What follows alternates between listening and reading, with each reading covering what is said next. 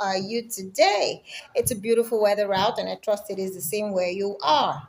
All right, so today is a special one, right? We decided that we wanted to make a palazzo. Now, what is a palazzo? Well, I call this a palazzo. I don't know what it is called in your neck of the woods, but this is a palazzo in beige. So a little adjustments to the palazzo was that we made it a hugging around the hip area. So it's hugging around the hip area, and then it cascades and opens up wide, into, very wide bottom, boot legs, so to speak. All right, so but before I go on to tell you all about this beautiful palazzo, are you new to our channel? Do go subscribe. On a weekly basis, we bring you brand new videos, walking you through all of the possibilities of crochet. We talk to you about how we made our own bespoke pieces. We inspire you on the possibilities, and then we also demystify what one celebrity or another wore. So yeah, we talk patterns, we draw patterns, and then we generally give you the tips and tricks to make your crochet life very easy. So we have our galleries up on Instagram. For wedding day apparel, you can find those at Makisode Weddings. And then for our corporate casuals and accessories, you can find those at Makisode Models. Please do well to follow, do well to like, do well to leave a nice comment, and do well to share our content. All right, so what did we do here? Three main steps. All right, the waist, right there, the body, which is the hip cover, and then the legs. Those are the three main parts of this palazzo. So the waist is where essentially where we started, and what did we do? We used the crochet ribbed pattern, which is worked using the single crochet stitch in back loops only for the width of the waist. All right, what you would want to do at this point is that you're going to have to make this waist in such a way that when you stretch it, it's going to have to pass your hip area. So you may want to work it in such a way that when you stretch it, it measures your hip. So if the hip you're heading for is a 40-inch hip, all right, you're going to have to work this in such a way that when you stretch it, it gets to 40 inches. You see, I used an elastic band at the end of the, but I'm just going to walk you through each step. And then next, what did we do? For the body, namely from the waist to the crotch, we worked the houndstooth stitch. And intermittently, we inserted, I've talked to you about this before, we inserted half double crochet rows to use as an increase rows. Now, you know that houndstooth stitches come in pairs, and increasing stitches that come in pairs is a little bit tricky. All right, so when we now wanted to increase the stitches, right, we had to work a half double crochet row. It is on that half double crochet row that we now insert our increases. Note that.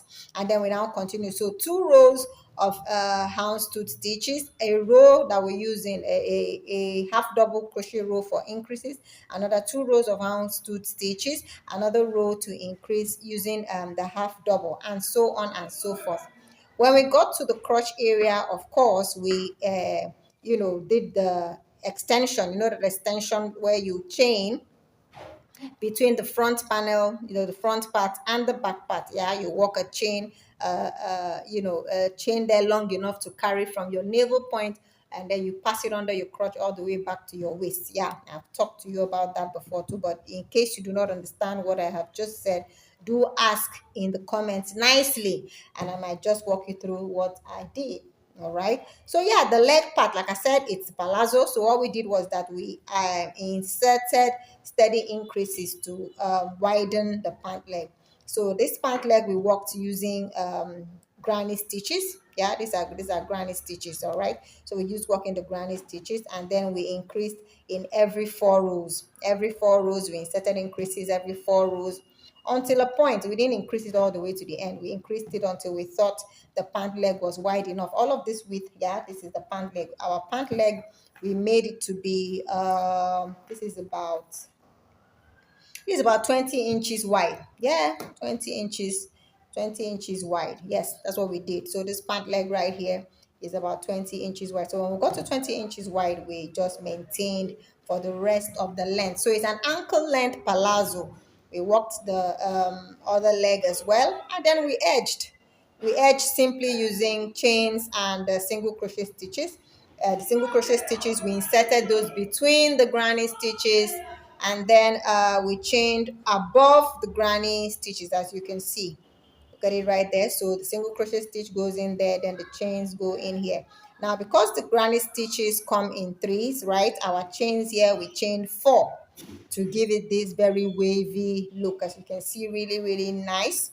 And then finally, we sewed in easily, just an easy sew.